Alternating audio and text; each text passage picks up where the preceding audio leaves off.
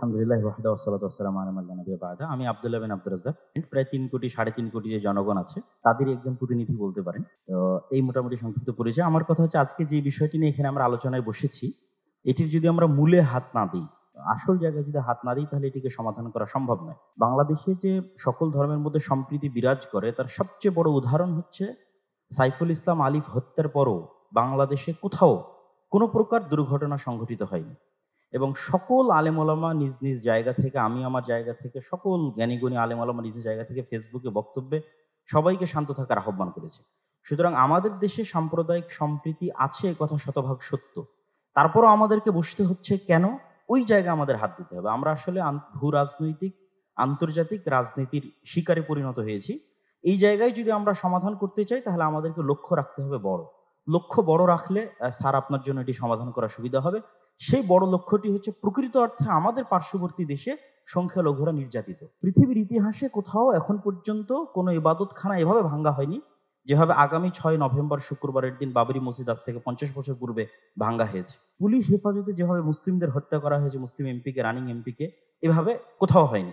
এরকম আরো অসংখ্য ঘটনা আছে যেটা আমাদের পার্শ্ববর্তী দেশে প্রকৃত অর্থে সংখ্যালঘুরা নির্যাতিত।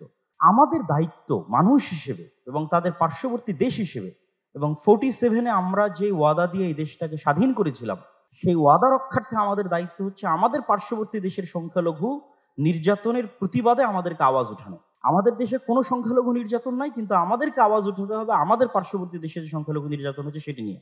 এই জন্য আমি আহ্বান জানাবো আমাদের মাননীয় প্রধান উপদেষ্টার প্রতি যে তিনি যেন এই বিষয়টির প্রতি দৃষ্টি দেন এবং সবাই আপনার সাথে আছে। গতকাল রাজনৈতিক দলগুলোকে দেখেছেন, আজকে ধর্মীয় নেতাদের দেখছেন, সকলেই আপনার সাথে আছে এবং আপনার হাতকে মজবুত করার জন্য দেশে যে জাতিগত ঐক্য তৈরি হয়েছে এটিকে আপনি সাহস হিসেবে ধরে নিন।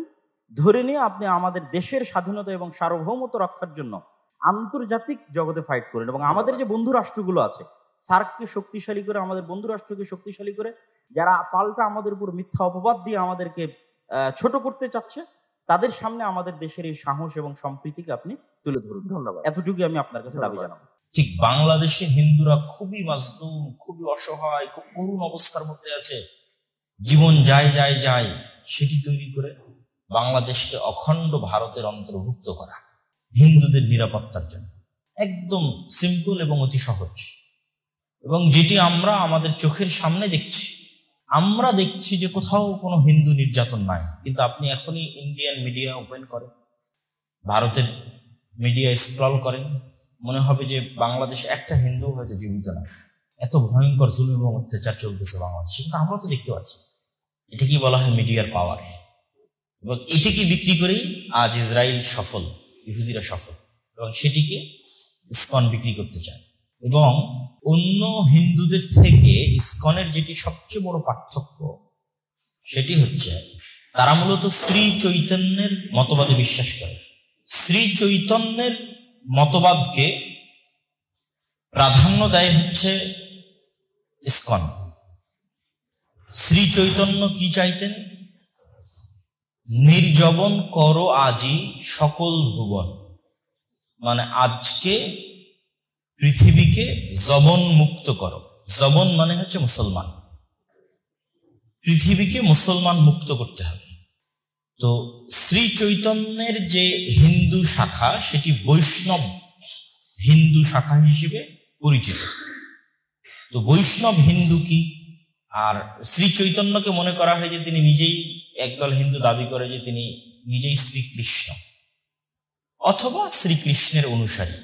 তো বৈষ্ণব ধারাটা হচ্ছে হিন্দুদের মধ্যে যে জাত এবং পাতের ভেদাভেদ ছিল, হিন্দুদের মধ্যে যে কেউ ব্রাহ্মণ, কেউ ক্ষত্রিয়, কেউ শূদ্র, এই যে একটা ভেদাভেদ ছিল, এই ভেদাভেদের কারণে যারা নিম্ন বর্ণের হিন্দু তারা প্রচুর পরিমাণে ইসলাম গ্রহণ করত, যেটি বিশেষ করে এই বঙ্গে সংগঠিত হয়েছে। এই বাংলায় বৌদ্ধরা চলে যাওয়ার পরে নিম্ন বর্ণের হিন্দুরা সবচেয়ে বেশি ইসলামে কনভার্ট হয়েছে। এত বেশি পরিমাণে ইসলামে তারা কনভার্ট হচ্ছিল যে এক সময় যেহেতু ব্রাহ্মণরা অতি অল্প, দেখা যাচ্ছে সকল নিম্ন বর্ণের হিন্দু ইসলাম গ্রহণ করলে ব্রাহ্মণরা এদেশে সংখ্যালঘু হয়ে যাবে, মানে আসল হিন্দু ধর্ম সংখ্যালঘু হবে। তখন নিম্ন বর্ণের হিন্দুদের একটা সম্মানের জায়গা তৈরি করার জন্য হিন্দু ধর্মের মধ্যে এই ধারাটার আবির্ভাব হয়, যে নিম্নবর্ণের হিন্দুদেরকে এম্পাওয়ারমেন্ট, তাদেরকে পাওয়ারফুল করা, তাদের হিন্দু সমাজে একটা সম্মান ও মর্যাদার জায়গা তৈরি করা, যেন তারা ইসলামে কনভার্ট না হয়। এবং আপনি দেখবেন যে যত জায়গায় ইসকনের মন্দির আছে, প্রত্যেকটা জায়গায় নিম্নবর্ণের হিন্দুদের বসবাস আছে। যেমন ঢাকার স্বামীবাগে যেখানে ইসকনের বলা যায় সবচেয়ে বড় মন্দির আছে, এটা একটা ম্যাথর পট্টি। হিন্দুদের যারা নিম্নবর্ণের হিন্দু ম্যাথর হিসেবে বসবাস করে তারা সেখানে থাকে। চিটাগাঙে যেখানে সাইফুল ইসলাম আলিফ ভাইকে হত্যা করা হয়েছে, সেটি ম্যাথর পট্টি, সেখানে নিম্নবর্ণের হিন্দুরা বসবাস করে।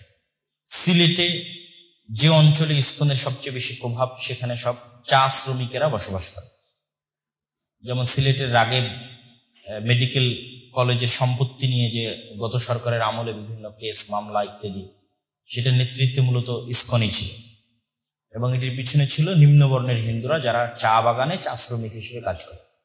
এই নিম্নবর্ণের হিন্দুদেরকে মুসলমানদের এন্ট্রি হিসেবে প্রতিষ্ঠিত করা এবং হিন্দু ধর্মের মধ্যে তাদের একটি এম্পাওয়ারমেন্ট, শক্তিশালীকরণ, বাংলাদেশের বিভিন্ন গোয়েন্দা সংস্থার রিপোর্ট অনুযায়ী এবং বিভিন্ন বই পুস্তকে সেই গোয়েন্দা সংস্থার রিপোর্ট বক্তব্য তুলেও ধরা হয়েছে, যেখানে এটি উল্লেখিত আছে যে তাদের এটি পরিকল্পনা যে বাংলাদেশের হিন্দুদেরকে মাজলুম দেখানো, দাঙ্গা তৈরি করার মাধ্যমে বাংলাদেশের হিন্দুদেরকে মাজলুম দেখানো। কিন্তু বাংলাদেশের মুসলমানদের ভাগ্য ভালো, জানি না এই ভাগ্য কতদিন ভালো থাকবে, যে এত বড় একটি হত্যাকাণ্ড ঘটার পরেও বাংলাদেশের মুসলমানেরা অত্যন্ত ধৈর্যের সাথে, অত্যন্ত বুদ্ধিমত্তার সাথে এটির পাল্টা কোনো রিয়াকশন হিন্দুদের উপর করতে যায়নি, যেটি মূলত তাদের চাওয়া ছিল, যে আমরা তাদের একজনকে তাদের দেশে হত্যা করব, তারা উগ্র হয়ে ক্ষিপ্ত হয়ে আমাদের মন্দির ভাঙচুর করবে, আগুন জ্বালাও পোড়াও করবে। এমনি তো কিছুই হয়নি, সেটি আপনি ভারতের মিডিয়াতে গিয়ে দেখবেন যে মনে হচ্ছে কত না কি হয়ে যাচ্ছে। তো এইরকম একটা সিচুয়েশনে মুসলমানদের টিকে থাকা খুবই কঠিন, যেখানে আপনাকে আপনার পায়ে পাড়া দিয়ে আপনাকে উস্কানোর চেষ্টা করা হচ্ছে, আবার বহির্বিশ্ব থেকে আপনাকে বলা হচ্ছে আপনার এখানে হিন্দুরা মাজলুম, আবার আপনি তাদের কিছু করতেও পারছেন না। আইনগতভাবে যদি কিছু করতে যান তাহলে কি হচ্ছে সেটি তো চোখের সামনে মানুষ দেখছি, যে পুরো রাষ্ট্রযন্ত্র যেখানে অচল, একজন ব্যক্তিকে গ্রেফতার করাও যাবে না, গ্রেফতার করে জেলেও নিয়ে যাওয়া যাবে না, হয়তো সে আইনের ঊর্ধ্বে। রাষ্ট্রযন্ত্র কিভাবে অচল হতে পারে? তো ইসকনের এই চিন্তাধারাটা সরাসরি ইহুদিদের থেকে কপি করা, এবং ইহুদিরা আমেরিকায় বসে এটিকে পরিচালিত করে।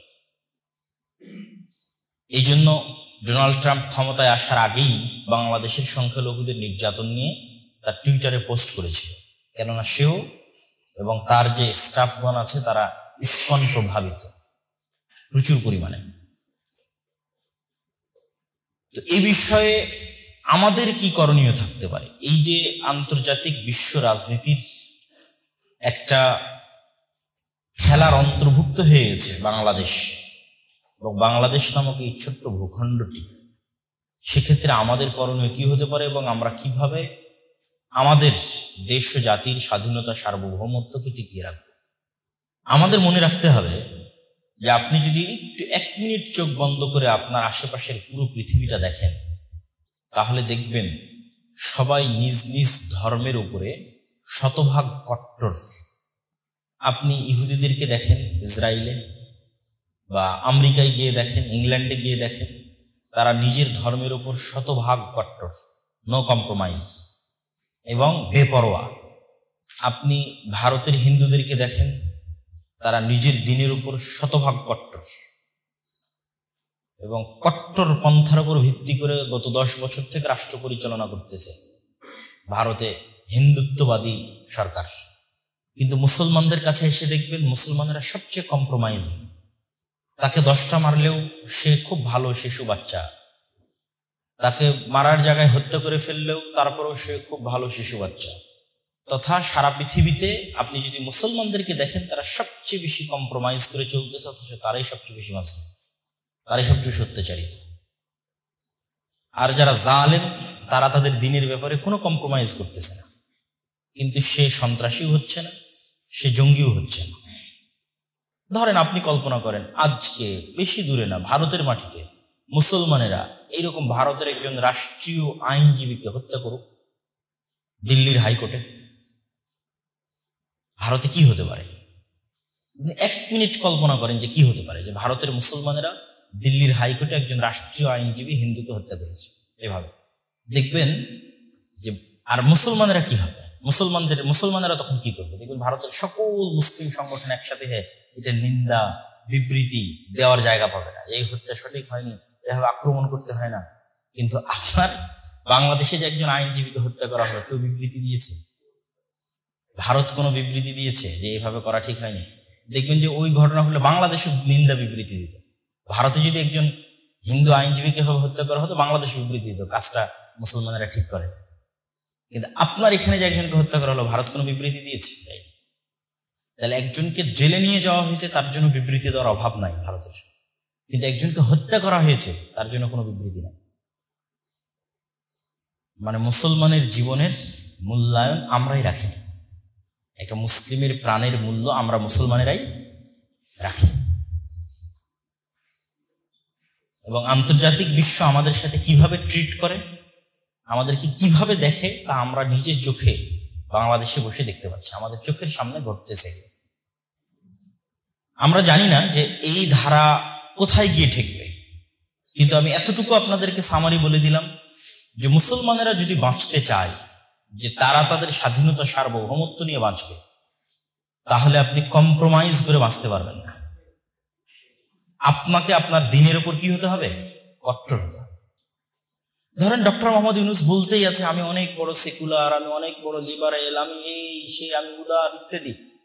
আমি আজ কালকেই দেখতেছিলাম একটা বিশাল হিন্দু পেজে ডক্টর ইউনূসের ছবি দিয়ে তারা কমেন্ট করেছে, आप लोग इसके बारे में अपनी जबान में क्या कहेंगे, যে নিজ নিজ ভাষায়, আঞ্চলিক ভাষায় একে আপনি কি বলবেন ডক্টর মোহাম্মদ ইউনূসকে। তো নিচে হিন্দুরা সিরিয়ালে গালি, মানে তাদের নিকৃষ্ট যত ভাষায় গালি থাকতে পারে প্রত্যেকটা ভাষায় গালির পর গালি, গালির পর গালি। তো ডক্টর ইউনূস তো হাজার লিবারেল হয়েও তার কাছে ভালো হতে পারবে না। সে তো তাকে মুসলিম হিসেবে দেখবে এবং মুসলিম হিসেবে দেখে তাকে কতটা ছোট করা যায় তার চেষ্টা করবে। আপনি যতই পৃথিবীর কাছে সাধু সাজতে চান, পৃথিবী আপনার সাধুতা গ্রহণ করবে না। কিন্তু পৃথিবী তো তার নিজের দিনের উপর, নিজ নিজ ভ্রান্ত দিনের উপর কট্টর হচ্ছে, তা আপনি কেন এত ভয় পাচ্ছেন? আপনি কেন এত কম্প্রোমাইজ করতেছেন? আপনিও নিজের দিনের উপর কট্টর হন, আপনার স্বাধীনতা স্থায়িত্ব রূপ লাভ করবে।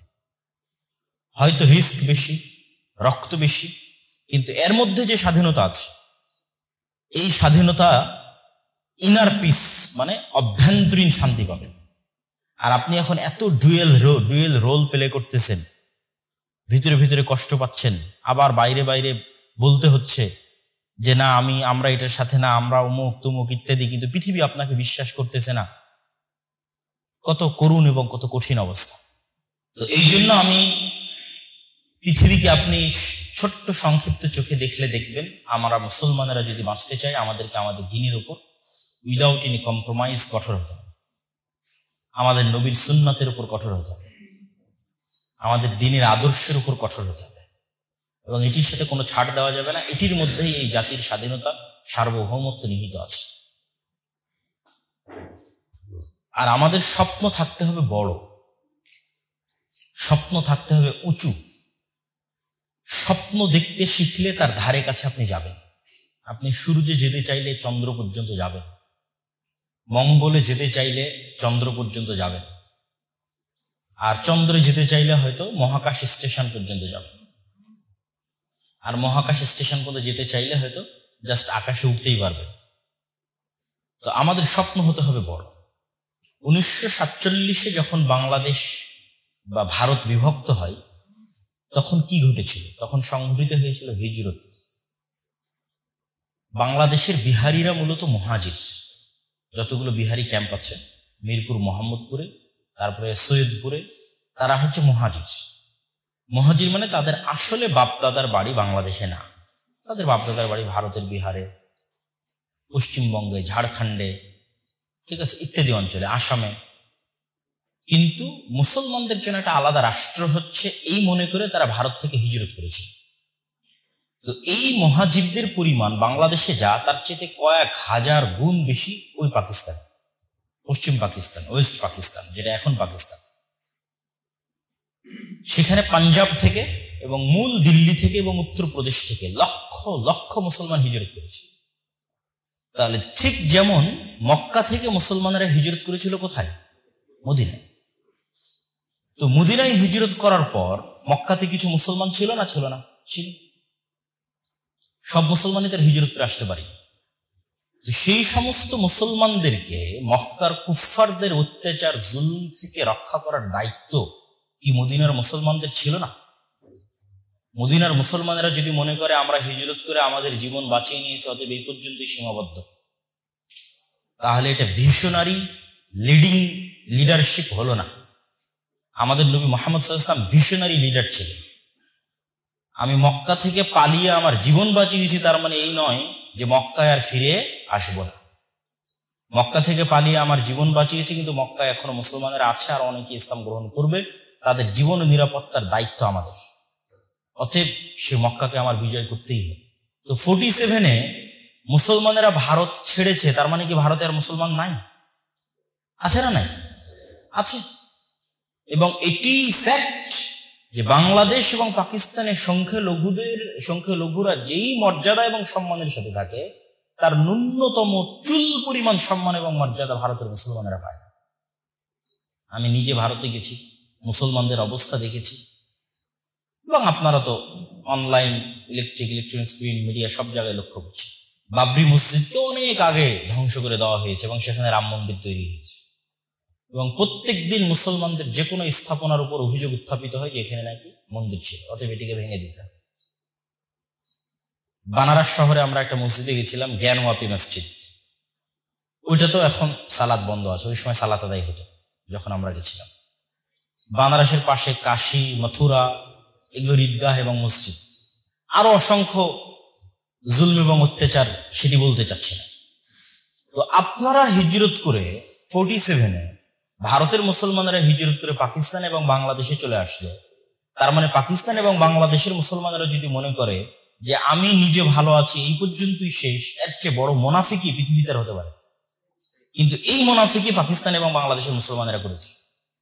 তারা শুধু তাদের স্বার্থ পর্যন্ত সীমাবদ্ধ থেকেছে।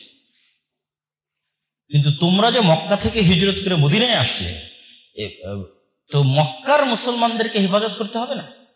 তো তোমরা ভারত থেকে হিজরত করে, ভারত থেকে বিচ্ছিন্ন হয়ে বাংলাদেশ এবং পাকিস্তান নামে রাষ্ট্র তৈরি করলে ভারতের মুসলমানদের রক্ষা করবে কে? ভারতের মুসলমানদের রক্ষা করার জিম্মেদারি এবং চিন্তা চেতনা যতদিন না বাংলাদেশ এবং পাকিস্তানের মুসলমানেরা তাদের মাথায় লালন না করবে, ততদিন আল্লাহর পক্ষ থেকে রহমত এবং বরকত হবে। এটা অনেক বড় মুনাফিক ইতিহাসের সাথে। তাহলে আমাদের দেশে তো আমরা দেখতে পাচ্ছি কোনো হিন্দুর অত্যাচার হচ্ছে না, এবং হিন্দুরা আমাদের কাছে নিরাপদ। কিন্তু আমরা তো এটা জানি যে আমাদের মুসলিম ভাইরা ভারতে মাজলুম। তাহলে তাদেরকে উদ্ধার করার জন্য আমাদের মাথায় চিন্তা থাকতে হবে না? হবে না? বলেন, হবে। আপনি যখন চিন্তা ওইটা করবেন, অটোমেটিক আপনার বাংলাদেশ স্বাধীন থাকবে। আর যখন আপনি চিন্তা করবেন যে আমি শুধু আমার বাংলাদেশ বাঁচাবো, তো বাঁচাতে বাঁচাতেই দিন শেষ হয়ে যাবে। আপনাকে চিন্তা এটা করতে হবে না যে বাংলাদেশ বাঁচাবো, আপনাকে চিন্তা করতে হবে ভারতের মুসলমানদের বাঁচাবো। এটাই হচ্ছে ভিশনারি লিডারশিপ। অতএব বাংলাদেশের প্রত্যেকটা মুসলমানের সন্তানকে এই চিন্তা লালন করতে হবে, এই সমস্যা থেকে বাঁচতে, যেই সমস্যা এখন বাংলাদেশ পড়তেছে, এই সমস্যা থেকে বাঁচতে বাংলাদেশের প্রত্যেক মুসলমানের সন্তানের স্বপ্ন রাখতে হবে যে তারা কোনো না কোনো একদিন ভারতের মুসলমানদের রক্ষা করবে। বলে ইনশাআল্লাহ। আপনি না পারলে আপনার সন্তানেরা রক্ষা করবে, তারা না পারলে তাদের সন্তানেরা রক্ষা করবে। আপনি ফিলিস্তিনের মুসলমানদের রক্ষা করার চিন্তা বাদ দেন, ভারতের মুসলমানদের রক্ষা করেন, ভারতের মসজিদগুলো রক্ষা করেন। তাহলে এই চিন্তা, এই নিয়ত, এই স্বপ্ন একদিন না একদিন বাস্তবায়ন হবেই। এটি অসম্ভব কোনো স্বপ্ন নয়। তারা চিটাগাংয়ের মাটিতে গেরুয়া পতাকা উত্তোলন করার চেষ্টা করেছে, দেখা যাচ্ছে যে সেই পতাকার বদলে ইসলামের পতাকা দিল্লিতে গিয়ে স্থাপিত হচ্ছে। অসম্ভব কিছু না। তারা যে আগুন চট্টগ্রামে জ্বালানোর চেষ্টা করেছে, সেই আগুনে তাদের দেশি চূর্ণ বিচূর্ণ এবং ছারখার হয়ে যাচ্ছে, এবং ইসলামের পতাকা তাদের ওখানে উড্ডয়ন হচ্ছে, এটা অসম্ভব কিছু। তারা যেমন এই ভিশনারি স্বপ্ন দেখে, ওই ভিশনারি স্বপ্নের বিপরীতে আপনি বাঁচতে চাইলে, মানে তারা কি ভিশনারি স্বপ্ন দেখে? তারা ভিশনারি স্বপ্ন দেখে অখণ্ড ভারত। আর আমরা মুসলমানেরা অখণ্ড ভারত থিওরির বিরুদ্ধে লড়াই করি কি বলে, যে না আমার বাংলাদেশ, আমার বাংলাদেশ না, অখণ্ড ভারত থিওরির বিরুদ্ধে আমাদের লড়াই করতে হবে। আমরাও অখণ্ড ভারত চাই, কিন্তু সেটা ইসলামের অখণ্ড ভারত। ইসলামের অখণ্ড ভারত ছিল না, ইসলামের অখণ্ড ভারত ছিল। 250, 200, 190 বছর, 200 বছর মুসলমানেরা ব্রিটিশদের বিরুদ্ধে রক্ত দিয়েছে। কয়টা হিন্দু ব্রিটিশদের বিরুদ্ধে যুদ্ধ করেছে? তারা যে আজকে ভারতের স্বাধীনতা ভোগ করতেছে, ভারতের 47-এর স্বাধীনতার পিছনে মুসলমানদের রক্ত আছে। তাহলে আমাদের ভিশনারি যেটাকে বাংলাদেশ বাঁচাতে চাই না, আমিও অখণ্ড ভারত প্রতিষ্ঠা করতে চাই, কিন্তু সে অখণ্ড ভারত ইসলামের অখণ্ড ভারত। তারা চায় হিন্দুত্ববাদের অখণ্ড ভারত, আমরা চাই ইসলামের অখণ্ড ভারত। এই স্বপ্ন যেদিন আপনাদের অন্তরে লালিত হবে, আপনাদের পরবর্তী প্রজন্মের অন্তরে লালিত হবে, বাংলাদেশের পরাধীন হওয়ার চিন্তা বহুদূরের কথা, বিজয় আপনাদের অতি সন্নিকটে আসবে, অতি সামনে চলে আসবে। কিন্তু এই চিন্তা থাকতে হবে, এবং এই চিন্তা শুধু ব্যক্তিগত না, রাষ্ট্রীয়ভাবে থাকতে হবে। রাষ্ট্রীয়ভাবে যেমন ভারত চিন্তা লালন করতেছে যে বাংলাদেশের সংখ্যালঘুদের বাঁচাতে হবে, তো বাংলাদেশের রাষ্ট্র একটা বিবৃতি দিতে পারে না যে আমরা তোমাদের দেশের সংখ্যালঘুদের নিয়ে চিন্তিত? এত ভয় কেন? শুধু ডিফেন্সিভ বিবৃতি দিতে হবে না, তারা যদি এক ধাপ আগিয়ে বিবৃতি দিতে পারে যে বাংলাদেশের সংখ্যালঘুদের নিয়ে আমরা চিন্তিত, বাংলাদেশকেও বলা উচিত যে আমরা ভারতের মধ্যে সংখ্যালঘুদের নিয়ে চিন্তিত, এবং ভারতের অভ্যন্তরের মুসলমানদের নিরাপত্তার আমরা জোর দাবি জানাচ্ছি, এ বলতে হবে। তাহলে আপনি তাদের সাথে ফাইট করতে পারবেন, তাদের মিডিয়ার সাথে ফাইট করতে পারবেন। তাদের মিডিয়া সবসময় দেখাচ্ছে যে কিছুই হয়নি, তারপর বলতেছে যে এখানে হিন্দুদের ধ্বংস হয়ে গেল। বাংলাদেশের মিডিয়াগুলো কি করে? বাংলাদেশের মিডিয়াগুলো কি ঘোড়ার ঘাস কাটে? তারা দেখাতে পারে না যে ভারতে মুসলমানদের উপর কি অত্যাচার হচ্ছে, কি জুলুম হচ্ছে? সম্মানিত উপস্থিতি, তো আল্লাহ সুবহানাহু ওয়া তাআলা, আমি যেহেতু বের হয়ে যাব, আমার আবার ঢাকায় ফিরতে হবে, আল্লাহ সুবহানাহু ওয়া তাআলা আমাদের এই মাতৃভূমিকে হেফাজত করুক, সংরক্ষণ করুক, আল্লাহুম্মা আমিন। এবং এটি থেকে বাঁচার যে দিক নির্দেশনা, সেই দিক নির্দেশনার যদি সামারি করি, তাহলে সামারি করলে আরো আগে যে বক্তব্যগুলো আমি দিয়েছি সেগুলোর সাথে সম্পৃক্ত রেখে যদি সামারি করি, তাহলে আমাদের 1 নম্বরে আসতে হবে যে আমাদের আশেপাশে সবাই নিজ নিজ দিনের উপর কট্টর হচ্ছে। আমি কম্প্রোমাইজ করলে আমি হারিয়ে যাব। আমিও যদি আমার নিজের দিনের উপর কট্টর হয়ে আমি টিকে থাকবো, তারা টিকে থাকবে, আমিও টিকে থাকবো। তাদের যে ভিশনারি লিডারশিপ, সেই ভিশনারি লক্ষ্য উদ্দেশ্যের বিপরীতে আমি যদি সংকীর্ণ লক্ষ্য উদ্দেশ্য করি, আমি হারিয়ে যাব। তার লক্ষ্য উদ্দেশ্য অখণ্ড ভারত, আমার লক্ষ্য উদ্দেশ্য বাংলাদেশ, আমি টিকতে পারবো। তার লক্ষ্য উদ্দেশ্য অখণ্ড ভারত, আমারও লক্ষ্য উদ্দেশ্য অখণ্ড ভারত, তাহলে আমি তার সাথে টিকতে পারবো। তাহলে তার বিবৃতির বিপরীতে আমার বিবৃতি দিতে পারবো, তাদের মিডিয়ার বিপরীতে আমাদের মিডিয়া কাজ করতে পারবো। না হলে দেখবেন যে সবাই শুধু ডিফেন্সে আছে, রাষ্ট্র ডিফেন্সে, মিডিয়া ডিফেন্সে খেললে খেলা জমে না। অথবা আপনারও লিডারশিপ ভিশনারি হতে হবে, আমরা অখণ্ড ভারত চাই, মুসলমানদের অখণ্ড ভারত চাই, ইসলামের অখণ্ড ভারত চাই। আর তৃতীয়ত, কলোনিয়াল মাইন্ড সেট আপ, গোলামি, এগুলো আগের বহু বক্তব্য আমি বলেছি। কলোনিয়াল গোলামির মাইন্ড সেট আপ থেকে বের হয়ে আসতে হবে। মুসলমানদের শক্তিশালী প্রতিষ্ঠান থাকতে হবে, শক্তিশালী মিডিয়া, শক্তিশালী অর্থনৈতিক প্রতিষ্ঠান, এগুলো থাকতে হবে। আর ইসকনের বিষয়ে সামারি বক্তব্য হচ্ছে, তারা হিন্দুদেরকে অত্যাচারিত দেখিয়ে সেই ট্রাম্প কার্ড ইউজ করে, ঠিক যেভাবে ইহুদিরা তাদেরকে অত্যাচারিত দেখে ইসরায়েল রাষ্ট্র প্রতিষ্ঠা করেছে, এখানে হিন্দুদেরকে অত্যাচারিত দেখিয়ে অখণ্ড ভারত প্রতিষ্ঠা করা হবে। তো আমরা যেমন অন্যের উপর অত্যাচার করব না, এটা আমাকে আলাদা করে বলার দরকার নাই, কেন আমার দিন এটা সাপোর্ট করে। আমার দিনে স্পষ্ট বলা আছে যে তুমি আরেকজনের প্রতিপালককে গালি দিও না, তাহলে সে তোমার আল্লাহকে গালি দিবে। আমরা কখনোই ধর্মের কারণে কোনো মানুষের উপর হাত উত্তোলন করতে পারি না, কোনো মানুষকে আক্রমণও করতে পারি না, মারতেও পারি না, আমার ধর্ম এটাতে বাধা। তো আলহামদুলিল্লাহ বাংলাদেশের মুসলমানেরা এবং আলেম সমাজ সেই ধারা অব্যাহত রেখেছে, এবং এই ধৈর্যটা ধরে রেখে, এই হিকমাটা অবলম্বন করে জাস্ট লক্ষ্য উদ্দেশ্য পরিবর্তন করতে হবে। ভিশনারি লক্ষ্য উদ্দেশ্য, বাংলাদেশকে বাঁচানো নয়, ভারতের মুসলমানদেরকে বাঁচাতে হবে। বাংলাদেশের মসজিদ বাঁচানো নয়, ভারতের মসজিদ বাঁচাতে হবে। ভারতের মুসলমানদের বাঁচাতে হবে, ভারতের মসজিদ বাঁচাতে হবে। এই লক্ষ্য উদ্দেশ্য নিয়ে সামনে আগাতে হবে। আল্লাহ সুবহানাহু ওয়া তাআলা এই লক্ষ্য উদ্দেশ্যকে কবুল করবে এবং বরকত দেবে। আমরাও অখণ্ড ভারত চাই, কিন্তু সেটা ইসলামের অখণ্ড ভারত। শ্রী চৈতন্যের মতবাদকে প্রাধান্য দেয় হচ্ছে ইসকন। শ্রী চৈতন্য কি চাইতেন? নির্জবন করো আজি সকল ভুবন, মানে আজকে পৃথিবীকে জবন মুক্ত করো। জবন মানে হচ্ছে মুসলমান, পৃথিবীকে মুসলমান মুক্ত করতে হবে। ইসকন বাংলাদেশকে নিয়ে কাজ করতেছে সেম থিওরি। ঠিক বাংলাদেশে হিন্দুরা খুবই মাজলুম, খুবই অসহায়, খুব করুণ অবস্থার মধ্যে আছে, জীবন যায় যায় যায়, সেটি তৈরি করে বাংলাদেশকে অখণ্ড ভারতের অন্তর্ভুক্ত করা হিন্দুদের নিরাপত্তার জন্য। একদম সিম্পল এবং অতি সহজ, এবং যেটি আমরা আমাদের চোখের সামনে দেখছি। আমরা দেখছি যে কোথাও কোনো হিন্দু নির্যাতন নাই, কিন্তু আপনি এখনই ইন্ডিয়ান মিডিয়া ওপেন করেন, ভারতের মিডিয়া স্ক্রল করেন, মনে হবে যে বাংলাদেশে একটা হিন্দু হয়তো জীবিত নাই। এত ভয়ঙ্কর জুলুম এবং অত্যাচার চলতেছে বাংলাদেশে, কিন্তু আমরা তো দেখতে পাচ্ছি। আসসালামু আলাইকুম ওয়া রাহমাতুল্লাহি ওয়া বারাকাতুহু।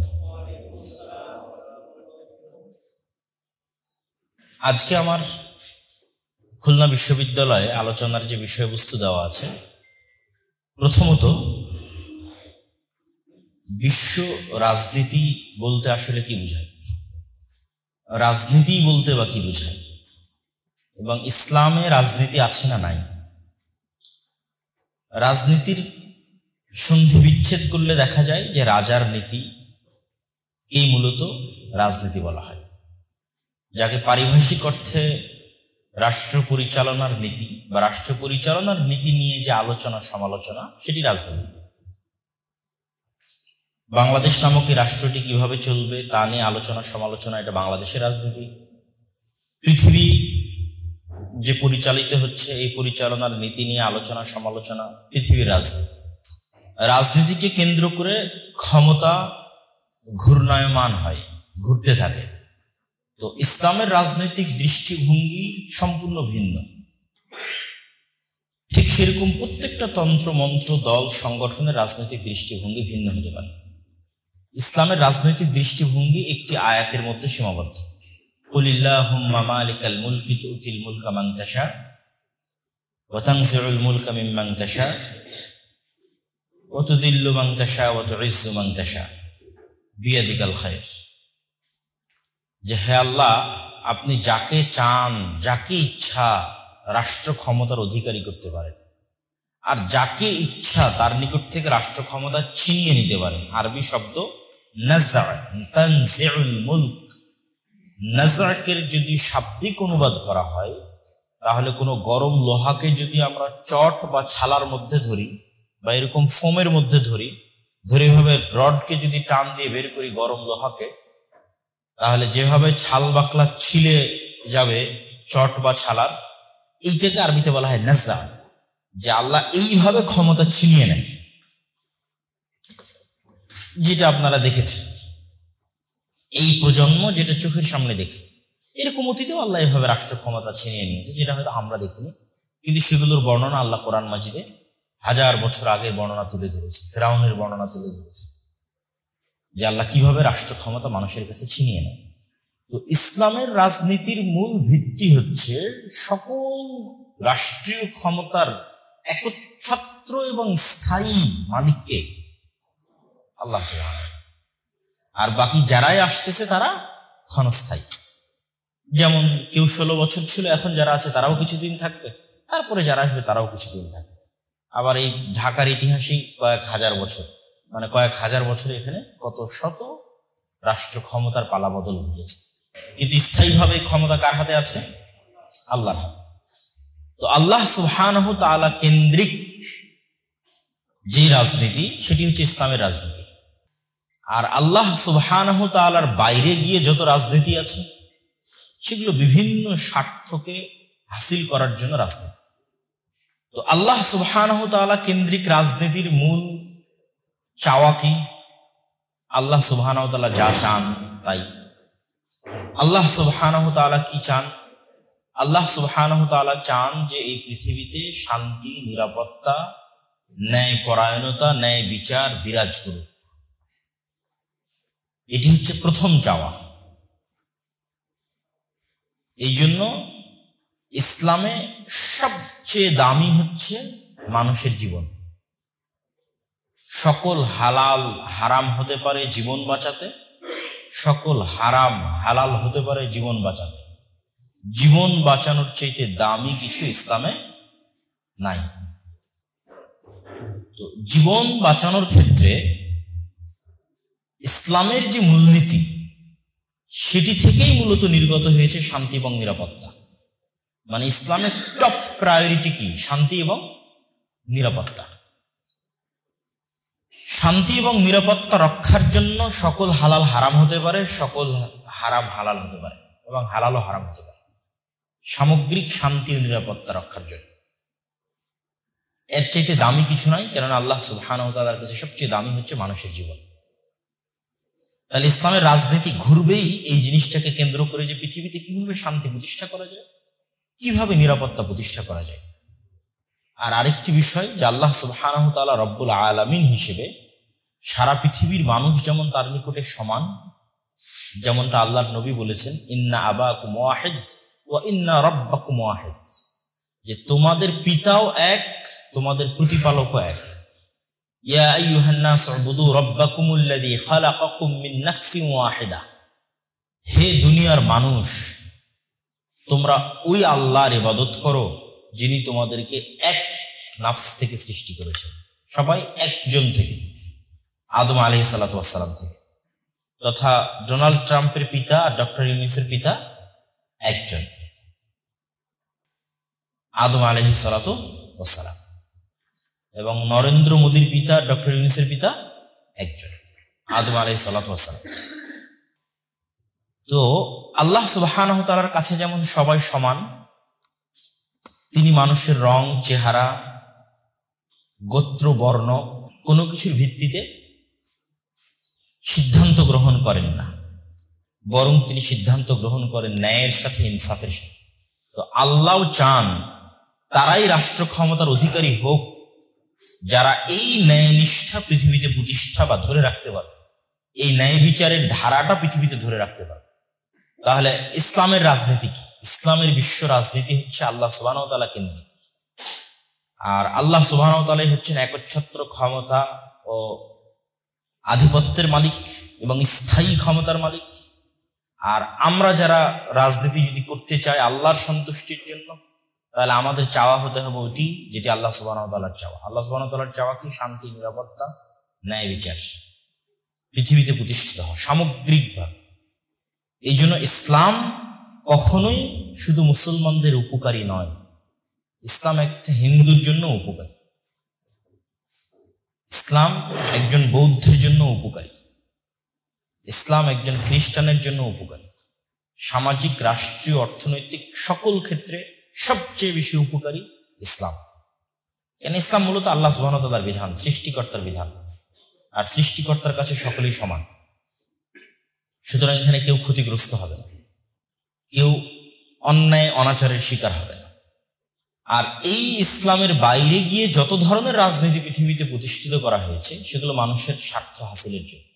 ব্যক্তি স্বার্থ হতে পারে, দেশের স্বার্থ হতে পারে, দলের স্বার্থ হতে পারে, গণতন্ত্র বলেন, তারপরে হচ্ছে ধর্মনিরপেক্ষ মতবাদ বলেন, সেকুলারিজম বলেন, লিবারালিজম বলেন, ঠিক আছে, যত ধরনের তন্ত্র মন্ত্র চেতনা পৃথিবীতে বিরাজমান তার প্রত্যেকটা ইসলাম যেন রাজনৈতিকভাবে শক্তিশালী না হয় এই জন্য তৈরি করা, এই থিওরিগুলোকে সেই জন্য প্রতিষ্ঠিত করা হয়েছে।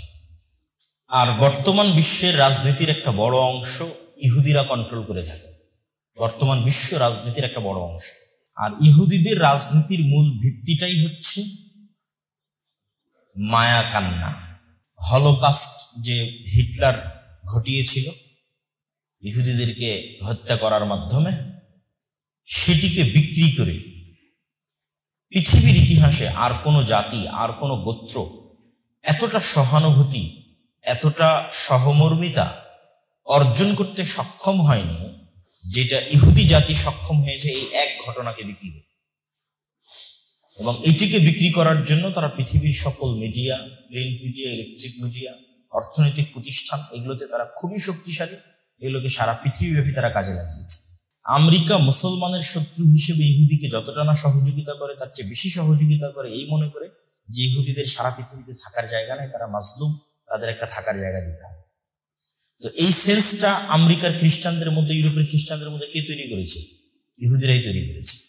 এবং ইহুদিদের একই থিওরিতে ইসকন বাংলাদেশকে নিয়ে কাজ করতেছে, সেম থিওরিতে।